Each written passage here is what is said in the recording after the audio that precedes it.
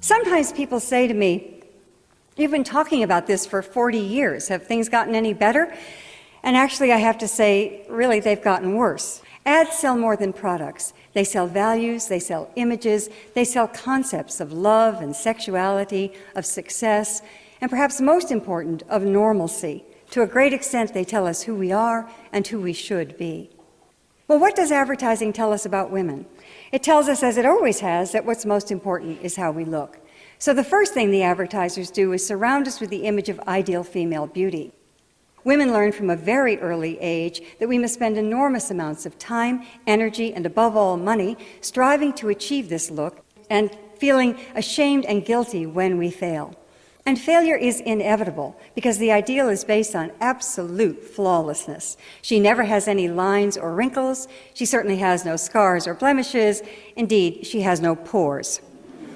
And the most important aspect of this flawlessness is that it cannot be achieved. No one looks like this, including her. And this is the truth. No one looks like this. The supermodel Cindy Crawford once said, "I wish I looked like Cindy Crawford."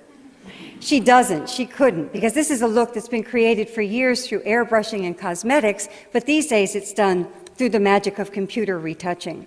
Keira Knightley is given a bigger bust. Jessica Alba is made smaller. Kelly Clarkson, well, this isn't interesting. It says slim down your way, but she in fact slimmed down the Photoshop way. You almost never see a photograph of a woman considered beautiful that hasn't been photoshopped. We all grow up in a culture in which women's bodies are constantly turned into things, into objects. Here she's become the bottle of Michelob. In this ad, she becomes part of a video game. And this is everywhere, in all kinds of advertising. Women's bodies turned into things, into objects. Now, of course, this affects female self-esteem. It also does something even more insidious. It creates a climate in which there's widespread violence against women. I'm not at all saying that an ad like this directly causes violence. It's not that simple.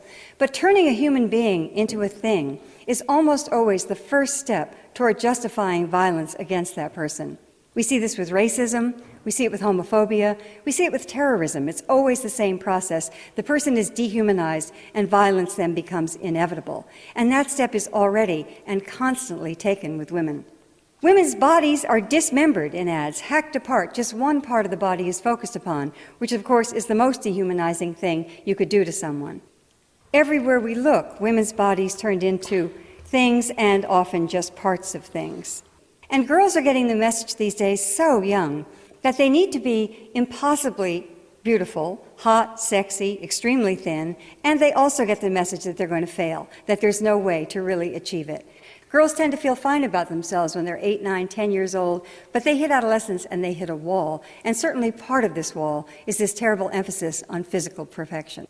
So no wonder we have an epidemic of eating disorders in our country and increasingly throughout the world. I've been talking about this for a very long time, and I keep thinking that the models can't get any thinner, but they do. They get thinner and thinner and thinner. This is Anna Carolina Reston, who died a year ago of anorexia, weighing 88 pounds, and at the time she was still modeling. So the models literally cannot get any thinner.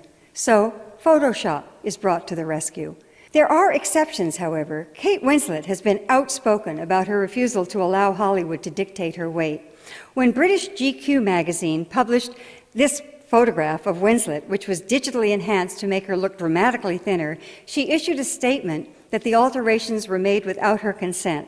And she said, "I don't look like that, and more importantly, I don't desire to look like that. I can tell you that they've reduced the size of my legs by about 1/3. Bless her heart. So what can we do about all of this? Well, the first step is to become aware, to pay attention, and to recognize that this affects all of us. These are public health problems that I'm talking about.